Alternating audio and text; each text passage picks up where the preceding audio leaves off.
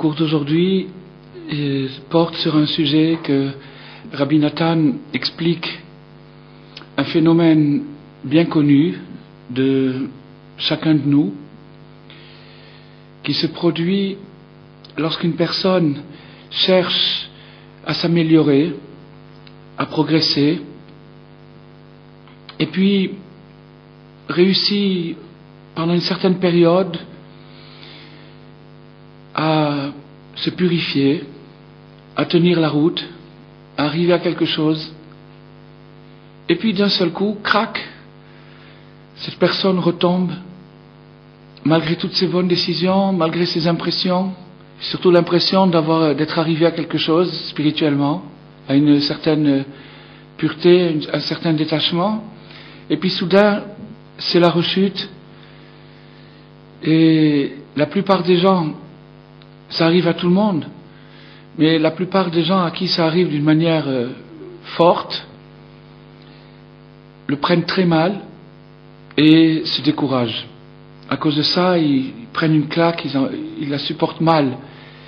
Et souvent, ils peuvent en arriver à tout lâcher, à retourner complètement en arrière à cause de cette vexation, à cause de cette angoisse que leur a provoqué la rechute.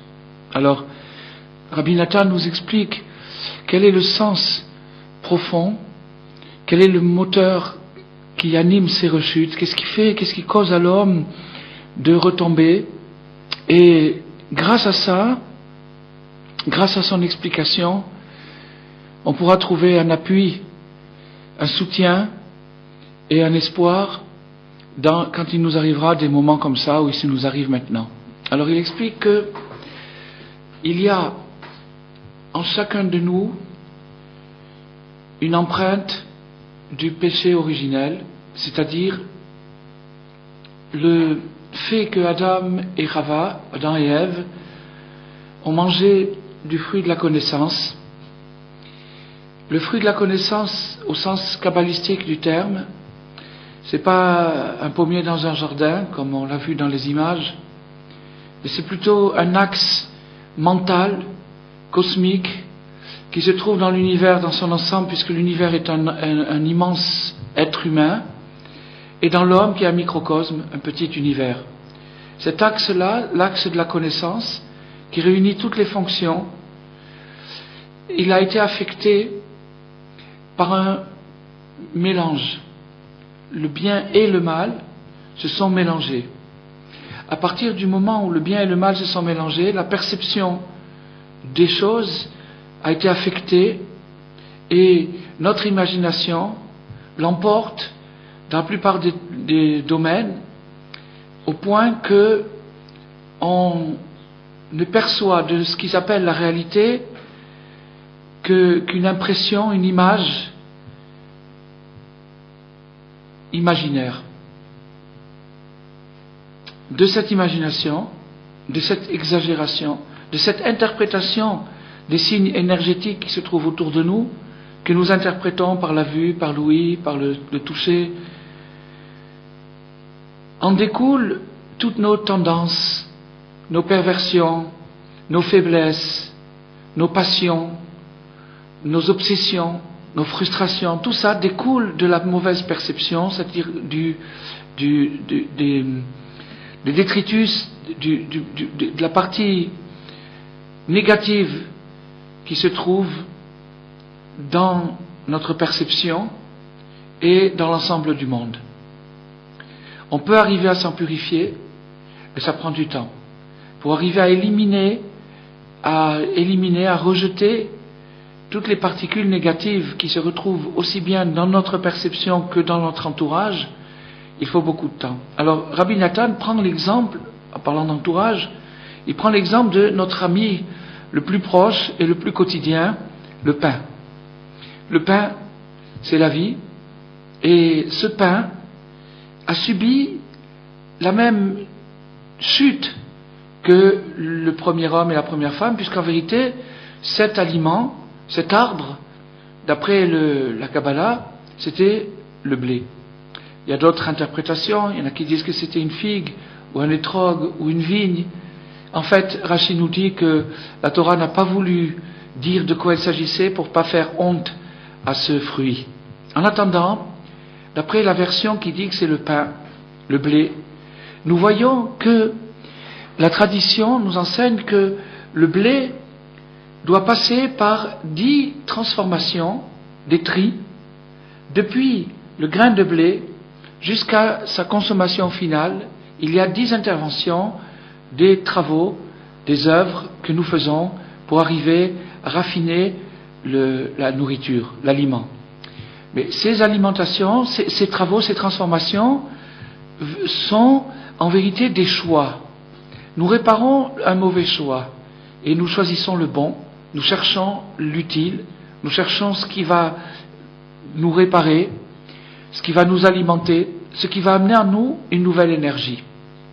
Le Baal HaTanya explique que l'énergie contenue dans le pain est plus élevée que l'énergie spirituelle contenue dans l'homme. C'est-à-dire l'âme du pain est supérieure à l'âme de l'homme. Ce qui veut dire que lorsque nous mangeons un morceau de pain, si nous savons le consommer correctement, nous nous alimentons, nous nous rechargeons de quelque chose de supérieur à nous-mêmes, ce qui est le principe de la croissance. Mais pour arriver à cette croissance, pour arriver à ce progrès, il faut beaucoup de tri, beaucoup de patience. Depuis le moment où nous avons planté la graine jusqu'à ce qu'elle a poussé, il est passé plusieurs mois, des mois où on ne voyait rien du tout, des mois où au contraire la première graine a pourri dans le sol, elle s'est désintégrée, elle a cessé d'être pour pouvoir pousser, pour pouvoir germer, etc., etc. Les intempéries, tout ce qui s'est passé sur le pain avant qu'il arrive sur notre table. Et alors ce qu'on remarque, c'est que chaque fois qu'il y a une nouvelle phase, il y a une destruction de la phase précédente.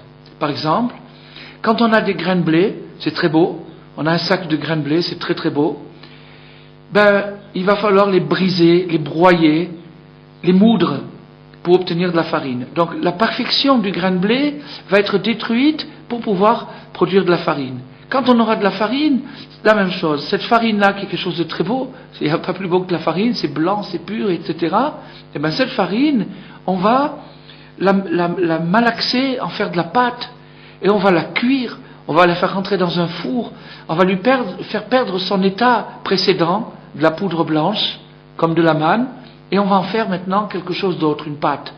Cette pâte va lever, elle va cuire dans le four, et il va sortir un magnifique morceau de pain.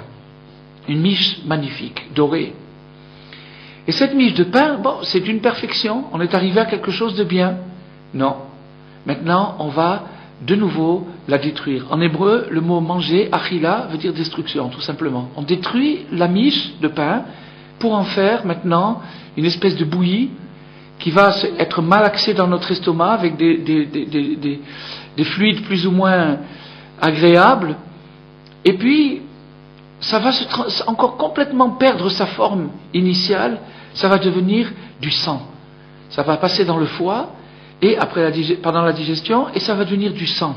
Ce sang va monter à notre cœur, le cœur va le distribuer dans tout l'organisme, qui va le distribuer aussi dans le cerveau, et le cerveau recevra le message du pain. Le message du pain sur un plan nutritif, alimentaire, c'est un message vital, c'est-à-dire une énergie qui va permettre à l'homme de continuer sa vie, mais au niveau spirituel, c'est beaucoup plus que ça. C'est 3 fois le Shem Havayé, Yud Ke Vav Ke, 3 fois 26, 78, Lechem. Donc, il y a quelque chose, un programme très fort, très élevé, et pour arriver à ce programme, il va falloir l'intervention de la parole, notre parole, la bénédiction. Quand on prononcera la bénédiction sur le pain, en ayant soin de mettre les 10 doigts sur la miche de pain, pour évoquer en même temps le chiffre de la perfection, le 10, et en même temps les 10 travaux de transformation que le pain a dû subir pour arriver jusque dans notre table et jusque dans notre bouche. Et quand on fera la bénédiction, on va faire appel à ce qu'il y a de divin dans cette étincelle de nourriture que nous allons absorber maintenant et qui va entrer en nous-mêmes, se joindre à nous dans notre progression spirituelle.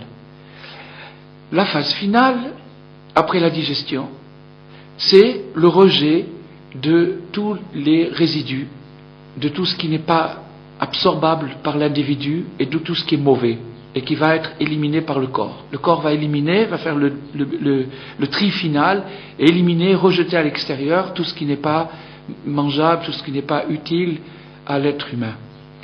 Donc, on voit que la dernière phase n'est pas la plus agréable, loin de là, c'est au contraire celle qui peut-être nous humilie le plus, mais qui est nécessaire pour arriver au progrès, à la purification finale. Alors Ibn Atha nous dit qu'il en est de même avec chacun de nous. Plus on va progresser, plus il va y avoir des tris et des transformations qui nous amèneront à remettre en cause et en question la phase précédente. On pensait être arrivé à une certaine harmonie, avoir trouvé son équilibre, et même une certaine pureté, une certaine sainteté. Et puis d'un seul coup, boum, on se retrouve par terre, et on se retrouve hanté par des choses qui étaient des désirs et qui sont devenus des obsessions, qui n'ont plus aucune commune mesure avec la réalité et avec la situation. Alors, au lieu de s'affliger, au lieu de s'angoisser, au lieu de prendre ça comme un rejet, au lieu de prendre ça comme une vexation, il faut, quand ces périodes nous arrivent, savoir, plus le phénomène est désagréable, violent, vexant, plus il indique notre proximité du but. Nous nous sommes rapprochés. C'est une preuve, la rechute est une preuve que nous nous sommes rapprochés. Nous avons progressé. Voilà. C'est ça le message de la chassidoute, c'est que le progrès se mesure par la gravité de la chute. Plus la chute est grave, plus le progrès est grand. C'est un paradoxe, mais la vie n'est faite que de paradoxes. Donc ce paradoxe, un de plus, mais peut-être le plus important, en tout cas un des plus importants, celui de la chute qui annonce la victoire. Quand on sait ça, on est équipé et on est armé pour traverser les moments les plus durs de la vie. Alors Rabbi Nathan finit en merveille, en beauté, en nous disant que ce phénomène, on a dit tout à l'heure que comme l'homme est un petit cosmos, le cosmos est un grand homme, l'humanité est une grande stature, un être humain, Adam, nous sommes tous Adam, nous sommes tous une particule de Adam Arishon, donc il est nous et nous sommes lui. Finalement, cet homme-là, l'homme, il traverse aussi toutes les péripéties, les aventures de la purification, de l'élaboration du pain. Et donc, Rabbi Nathan nous dit, l'impression d'apocalypse, l'impression de catastrophe à laquelle nous assistons dans notre génération. Notre génération qui est celle, sans doute, dans laquelle apparaissent les choses les plus répugnantes, les plus choquantes, les plus dégénérées, les plus décadentes qui ont pu exister depuis la création du monde. Nous assistons à la fin des temps, tout simplement. Alors, il y en a qui le prennent très mal, il y en a qui le prennent, ils se disent, mais comment? Ça fait 5768 ans que le monde a été créé, il y a eu Avraham Avinu, il y a eu Noé, il y a eu Yitzhak, Yaakov, Yosef, les tribus, Moshe, Aaron, Myriam, les 70 anciens, tous les prophètes, David, Shlomo, Rabbi Shimon Bar Yochai, Rabbi Akiva. Et on en est encore là, même pas à la case départ, encore avant la case départ. On a dépassé la préhistoire, on a fait une régression totale. Alors que se passe-t-il? C'est décourageant. On peut se dire, et la Torah, et la Kabbalah, et la Chassidoute, on est pire qu'avant. Il ne faut pas se décourager. Il faut savoir que cette chute indique la phase finale. Comme le corps humain rejette les excréments à la fin de la consommation, l'humanité est en train de rejeter sa grâce. Tout ce qui l'a engorgé pendant des millénaires et qui est resté dans l'organisme pour pouvoir être digéré, fait surface maintenant et rejeté à l'extérieur. Et c'est ça ce qui explique notre époque. Nous sommes dans cette époque-là. Donc, la conclusion de ça, c'est de ne pas se décourager, de comprendre l'événement, de comprendre l'environnement, de comprendre ce qui se passe en ce moment autour de nous.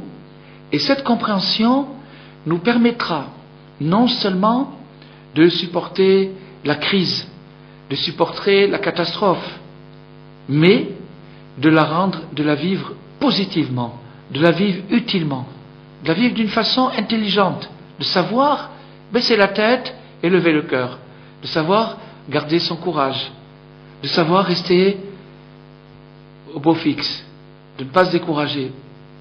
Alors, quand on arrive à ça, on devient un artisan de la jonction entre l'époque précédente, l'époque où le monde n'était pas encore en décadence totale, et la venue du Mashiach. On est les artisans de la jonction, du pont qui réunit ces deux époques. C'est un rôle pas facile à assumer, mais si on y réfléchit de cette façon-là, c'est un rôle magnifique. Dieu nous a honorés d'une mission magnifique, celle de faire le lien entre la fin finale de toutes les purifications, de tous et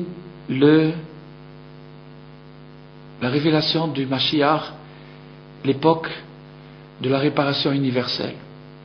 Pour arriver à tenir, à ne pas craquer pendant cette période-là, il faut répéter cet enseignement, il faut se le répéter à soi-même, le dire autour de soi, expliquer le sens des choses.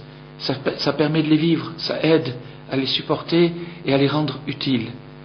Mais nous avons un instrument, nous avons une arme qui nous permettra de triompher, pas seulement de survivre, mais aussi de triompher. C'est-à-dire d'extraire le meilleur de ce qu'on peut extraire de cette période-là. C'est la Torah. La Torah, c'est un fleuve. Rabbi Nachman a dit sur lui-même: je suis un fleuve qui nettoie de toutes les souillures. Ce fleuve, il faut s'y baigner, il faut s'y tremper.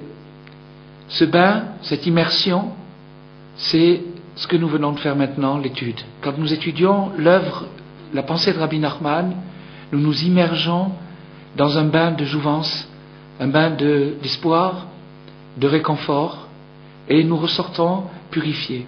Si l'homme avait la sagesse de s'accrocher de toutes ses forces à l'étude de la Torah, un petit morceau tous les jours, des œuvres positives, des œuvres encourageantes, on n'est plus à l'époque où il faut moraliser et accabler les gens. Si on commence à évaluer les choses sur un niveau moral et sur un niveau philosophique, on est perdu d'avance. C'est pas ça qu'il faut faire aujourd'hui. Que du courage, que du plus, du positif, en avant. Et à ce moment-là, quoi qu'il arrive entre-temps, on est sûr d'arriver à la réussite. La réussite, c'est d'avoir réussi son rôle dans l'œuvre immense que nous préparons, qui est la révélation de Mashiach. À bientôt.